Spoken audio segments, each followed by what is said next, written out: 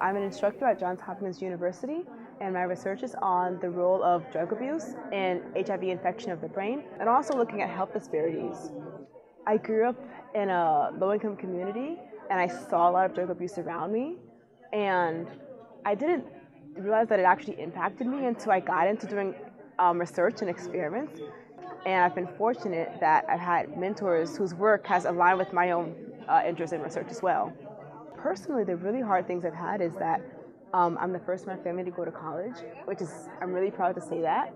But I didn't know anything about academia.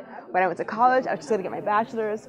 I didn't know about grad school. I didn't know about research. And so I had to take upon myself to really look up and be resourceful to find out how I was going to get to this career path.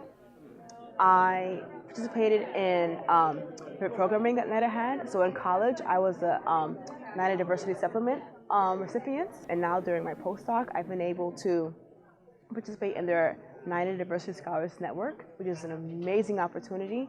It helps postdocs and junior faculty prepare their next K or R grant, and that ultimately ended up with me getting my K99 R000 through NIDA. So I've just accepted a tenure-track position at Hopkins University as assistant professor, so I'll be starting up my own lab there next year, and so I'm really excited to be able to hire the next generation of students and postdocs, getting them on their career paths to hopefully be awarded NIDA grantees. I guess my advice would be to other students like me. I think as long as you have creativity, you can be really impactful in the addiction field of research.